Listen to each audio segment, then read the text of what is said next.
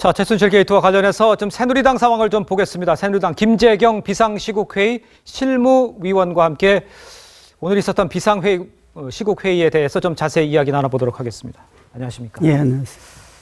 지금 그 비상시국회의에서는 지금 탄핵 절차에 대해서 찬성하는 이야기가 많이 나오죠? 찬성 도대체 몇 명이나 했습니까?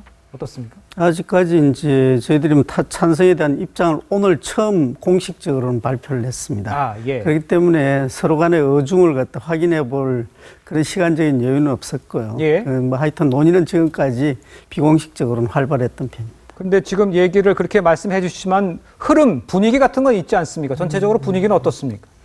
탄핵에 대해서. 이게 이제 원체 엄중한 문제이기 때문에 예.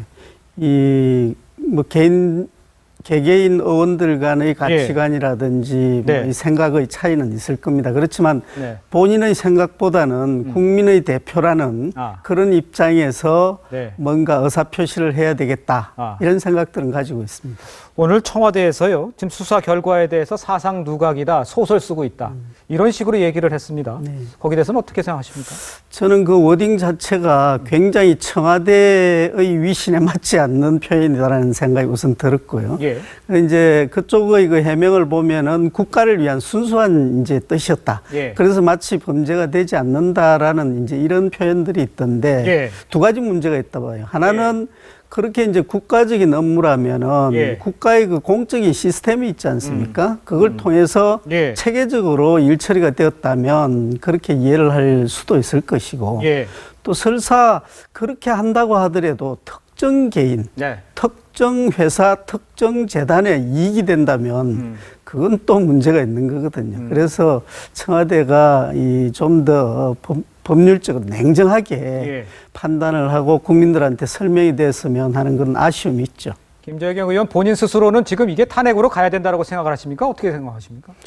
어찌됐든 오늘 공소장 내용이나 그간에 여러 가지 이제 발표된 걸 보면은 진술을 넘어선 물적인 이제 증거들이 나오지 않습니까? 예. 뭐 대통령 지시를 담은 그 수첩도 있다는 거고, 그렇습니다. 그다음 육성으로 예. 또 메시지로 이 전달된 게 있다라는 걸 보면 진술과 그런 것들이 다 종합하면은 어느 정도 예. 사실관계 윤곽이 잡히는 거 아니겠습니까? 예. 그렇다고 보면 공소 사실의 내용이 굉장히 위중하거든요. 800만 원이 800억의 돈이 이제 모금이 됐고, 예. 그다음에 이제 그 사유화된 권력의 행사라 그럴까. 어쨌든 대통령의 행위가 헌법과 법률에 위배되었다는 게 굉장히 좀 구체적이고 또 피해가기 어려운 상황이 아니겠냐. 그렇다고 보면 헌법에 법률과 헌법에 위배된 대통령에 대해 책임을 물을 장치가 이제 탄핵이지 않습니까? 그래서 국회가 만약에 그런 사실이 드러난 이상은 이 탄핵 절차에 임하지 않는 것도 국회의 소임을 다하지 못하는 거다라는 생각을 합니다. 자, 그런데 이제 오늘 우리가 단독으로 보도를 했습니다만 윤리위원회 회부를 해서 이제 출당 조치 얘기한다는 단독으로 보도를 했습니다.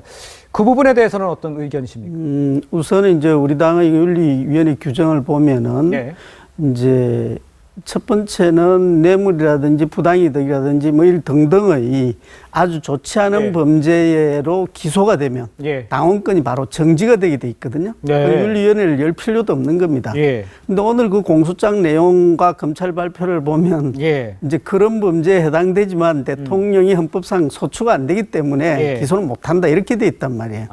그래서 이제 거의 당원권 정지라는 것은 그 우리가 받아들이지 않을 수가 없는 것 같고 그걸 넘어서서 이제 또 뭐 심대한 당에 위해를 끼친다든지 당의 그 지지에 영향을 미친다든지 등등의 사유가 있을 때는 또 출당 제명 이런 조치를 하게 돼 있단 말입니다. 그런데 통상적으로 그런 출당 제명의 윤리위원회에서 착수를 하게 되면 또 이 물밑에서 이제 그 당사자들한테 이제 상황을 설명합니다. 그러면 본인들이 자진해서 탈당을 하고 마무리되는 경우가 거의 대부분이죠. 실제로는 제명에 가는 경우는 좀 드물었습니다. 그렇군요.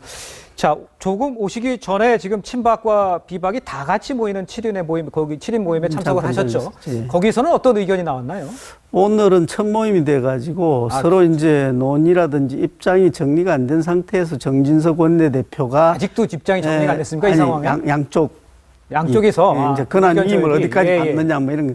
사실은 우리도 이제 정진석 원내대표 연락을 받고 뭐 한번 가봤는데 이제 중재하는 입장이죠. 그래서 이제 결론부터 말씀드리자면 내일 다시 한번 모이자 이렇게 이제 했는데 그 주된 논의는 이제 이 비대위원회를 구성할까? 그러면 어떻게 할까? 이걸 이제 좀 이야기를 했었죠. 근데 주류적인 의견은 비대위는 구성해야 되지 않느냐라는 거고 한 분은 이제 거기 반대를 했죠. 한 분 누가 한 번 반대를 했습니까? 나중에 알게 될 겁니다. 알겠습니다. 자, 지금 보면은 뭐 남경필 지사 같은 경우에는 결정이 안 되면 이정현 대표 결정이 안 되면 탈당하겠다고 얘기를 했었습니다. 지금 상황을 보시기에는 지금 새누리당 상황을 보시기에는 탈당 러시가 어떤 식으로 어느 정도 이루어질 거라고 예상을 할 수가 있을까요? 아직은 공감대가 있는 이야기는 아니고요. 그렇습니까? 오늘 그 비상시국 회의에서도 거의 대부분의 이제 발언자들이 만류를 했습니다. 뭘 만류했다? 탈당을 만류했다. 이제 두 가지 이유인데 하나는 잘못한 사람들이 책임이 있고 우리가 당의 주인의식을 가지고 있다면 정리를 그런 식으로 할 건 아니다. 잘못된 사람을 이제 책임을 물어서 탈당을 시키든지 규칙에 따라 처리하면 된다는 거고 또 하나는 우리가 이제 이렇게 탈당을 하는데 아직은 분위기가 좀 무르익지 않은 상황에서 탈당을 하게 되면 오히려 힘이 이제 분산될 우려가 있다. 뭐 두 가지로 아직까지는 탈당은 소수의 의견이고 만류하고 있는 그런 형편입니다. 자, 그럼 야당 추천 총리 야당이 뭐 결정은 아직 못한 것 같습니다만 추천을 해 온다면 새누리당에서는 지금 당연히 받아들이는 분위기입니까? 어떻습니까? 그러니까 이제 합리적으로 생각을 해보면 대통령이 하야를 하든 탄핵이 되든 또는 이선으로 후퇴를 하든 거국 중립 내각은 이 세가 어느 경우든 이제 전제가 돼야 되거든요. 거국 중립. 그래서 거국 중립 내각 구성에 이제 착수해야 된다라는 사람들이 많고요. 그리고 이제 원내대표도 거기에 대한 강한 의지를 가지고 있습니다. 근데 문제는 거국 중립 내각이라 하더라도 야당만의 이 총리는 저희들 입장에서는 또 좀 곤란하죠. 그래서 그래도 어느 정도 접점이 있어서 수긍이 되는 면이 있어야지 뭐 지금 시국이 이렇다고 해가지고 야당이 뭐 자기들만의 일방적인 총리 추천 이건 물론 이제 그 과정이 있겠죠. 우리가 뭐 큰 목소리를 낼 수 있을 정도로 지금 떳떳하지는 않지만은 그래도 이제 정치라는 것은 서로 간의 협상의 이 결과니까 물밑에서라도 우리의 뜻도 좀 이야기를 해보고 뭐 그런 과정이 좀 필요합니다. 물론 이제 야당의 주장이 훨씬 무게감이 자, 하나만 좀 급하게 여쭤보겠습니다. 그 만약에 그렇게 생각을 하신다면 이정현 대표가 지금 물러나지 않는 것에 대해서는 어떻게 생각하십니까?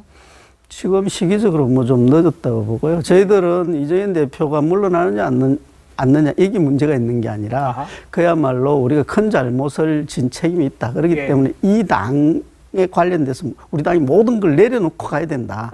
그러면 종국의 우리 이제 비상시국회의의 최종적인 목표는 당의 해체입니다. 그 뒤는 저희들이 거기에 대해서는 이야기를 하지 않습니다. 그 뒤에는 비상시국회의가 만들어지든 어떤 행태로든 건전한 보수 세력이 뭉치는 과정까지는 저희들이 이렇게 이야기를 할 입장이 못 된다. 우리는 책임을 지고 다 내려놓는 단계까지 가겠다라는 거죠. 알겠습니다. 지금까지 김재경 새누리당 의원이었습니다. 고맙습니다.